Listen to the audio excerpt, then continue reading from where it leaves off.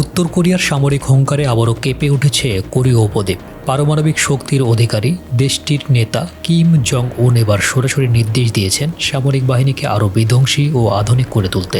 KCNA-এর সাম্প্রতিক প্রতিবেদন অনুযায়ী পিয়ংইয়াং তাদের পারমাণবিক সক্ষমতাকে কেবল পরিমাণগতভাবেই নয়, বরং গুণগত মানেও এক অনন্য উচ্চতায় নিয়ে যাওয়ার পরিকল্পনা চূড়ান্ত করেছে। কিন্তু কিম জং উনের এই নজিরবিহীন সামরিক সম্প্রসারণের লক্ষ্যে আসলে কী?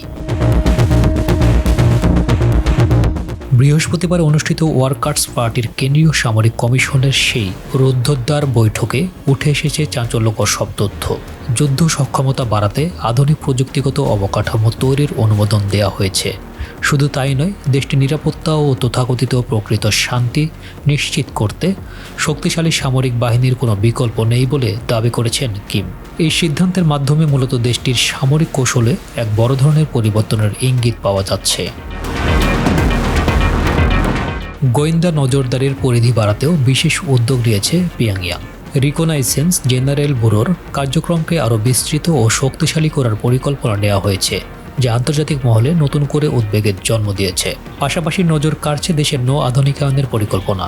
আধুনিক নৌঘাট নির্মাণ থেকে শুরু করে জাহাজ নির্মাণ কারখানায় সক্ষমতা বৃদ্ধির এই উচ্চবিলাসী প্রকল্প উত্তর কোরিয়ার নৌবাহিনীর কৌশলগত মানচিত্রে আমূল পরিবর্তনের পূর্বাভাস দিচ্ছে।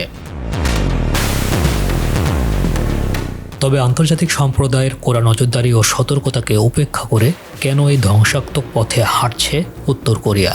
যুক্তরাষ্ট্র তার মিত্ররা দীর্ঘকাল ধরেই পিয়ংইয়াংয়ের এই সামরিক আগ্রাসনের বিরুদ্ধে সতর্ক অবস্থান নিয়ে আসছে। কিন্তু কিমের এই কঠোর সামরিক কৌশল কি শেষ পর্যন্ত কোরীয় উপদ্বীপের উত্তেজনাকে কোনো এক অনিশ্চিত পরিণতির দিকে ঠেলে দিচ্ছে? সর্বশেষ এই উত্তেজনার ঢেউ এখন বিশ্ব রাজনীতির কেন্দ্রবিন্দুতে।